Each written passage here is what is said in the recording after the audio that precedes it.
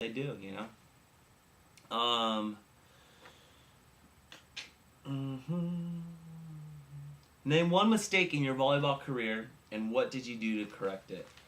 Biggest mistake in my volleyball career was turning down a contract my first year, fresh out of college, first year on the national team. Ugh. As a as a libero, uh, as a libero, you know, you don't really have too many contract offers to you. It's not a really wanted position. It's not the big money making position either. So that being said, you know, I was so naive with the whole contract thing, and I wanted more, and I wanted to play at better places, and I only shot for the best, and you know, it's a humbling experience, but literally, like, you know, if you in the libero spot, you really need to step back and, you know, if playing volleyball is really what you want to do, then you accept a contract no matter, you know, the price, the city, the location. You do it for the experience and for the love of the sport. That's the purity of the volleyball. I mean, as you get older, you need to make more wiser decisions for money and for what's best for your family and stuff like that. But if you're a young buck, you know, fresh out of college, take a contract, go play overseas, have fun, learn from your experiences, for sure. Um, Playing, oh, level 7. What was the most memorable moment in your professional and personal life, and why? Professional life has to be, you know, for one, starting on athletic club. Super memorable, super major time in my life, for my career and for my future in volleyball. As a player, had to be making the cup finals my first year overseas in Greece. We're like a seventh place team, beat out Olympiacos, uh, who was, you know, a number two team in the semifinals, and then we made to play Panathinaikos in the finals, and unfortunately got our butts kicked. But you know, just making it there in the big league like of Greece that it is, it was really memorable. Biggest moment, memorable moment in my life, getting married July 17th this year. I mean, I love my wife so much, and that experience alone is just so crazy, so emotional. You know, to be honest, I don't think anybody can prepare you to on your wedding day. Like, there's nothing that can prepare you for that day. So many different emotions, so many things that you're just not prepared for. Like cutting the cake. You know, cutting the cake seems so basic, but there's proper technique of doing it. You know, of making it, of doing it appropriately, and you know, getting the garter belt. How are you supposed to toss a garter belt? You know, how stupid is that? How basic is it? It's not stupid, but how basic is that? But nobody prepares you for that, and you don't know what to do until you're there, which makes it all very unique and very personal. Um, as well as, you know, saying your vows. How do you not cry like during your vows? Like, such an emotional time in your life, and you know, I didn't cry, but yeah, I cried. But it, my most memorable time in my personal life would have to be my wedding.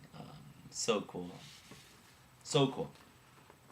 Um, Playing on a team with different guys with different personalities can be difficult. If ever you deal with this type of issue, how do you handle it? What are the qualities that a team must have to succeed?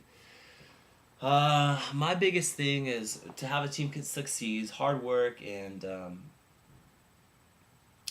good communication. I mean, definitely, you have to have guys that want to work on your team. As a coach, that's what I look for. Guys that, you know, want to get on the ground and get dirty and really want to push for every ball. Um, Communication has to be key. Like, everybody has to be on the same page. You have to be over communicating so much throughout volleyball, and just really making sure everybody is aware of you and where you're at on the court and how that's going to affect the play. So those are the things I think that really benefit and make a good team succeed. Um, as for dealing with players with different personalities, it's life. You know, you're always going to deal with guys with different personalities, girls with different personalities. That's the fact of the matter, you know. But you can't let it affect you because somebody was brought up a different way, you know, or they think a different way. That you can't knock that, or you can't not agree with it. You can not agree with it, but you can't turn it. You can't turn that their idea down because that's what they believe in. You know, it's almost a respect thing. You gotta. I think it brings you back to your like a childhood philosophy, childhood thinking, you know, which is do unto others as you would want done unto you. You know, treat others the way you want to be treated. That's ultimately, you know, if you go through that, I'm sure everything will be fine. With guys who have different personalities on the court, just treat them the way you want to be treated. You're already married. How do you manage your volleyball career and your personal life? What are the challenges? You know, ultimately you're married, and it's just you two. I think that's the one thing that I need to grasp is that, you know, it's me and my wife, and it's us two fighting the fight together, and ultimately that's the only thing that matters. Is you two on the same page, communicating and staying true to each other and staying true to your belief and growing up and growing a family together.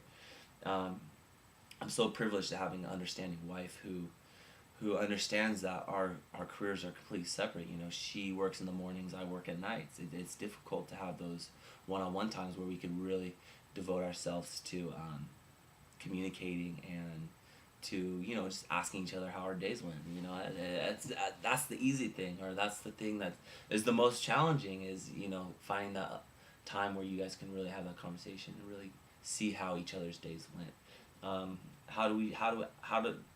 That challenge, you know, how do you fix that challenge? What we do is we work together. We work in the same office. We work in the same room. If she's on the computer doing emails, I'm on the computer doing emails. Let's do it in the same room and really focus on each other. You know, we do a lot of you know, dinners and alone time and stuff like that. You know, it's perfect. There needs to be an understanding of what, you know, your profession is and what your married life is. You know, there needs to be that separation, and with us there is that separation. I try and involve Christy as much as I can in Ohana Athletic Club, you know, and as do I try to get involved with, you know, her teaching. I try to get there. I try to help her move boxes. I try and do manual labor for her and help her out with that. You know, I try and go in there and talk to the kids during PE and stuff like that. You know, as much as we can surround each other with our professions, everything's all good for sure.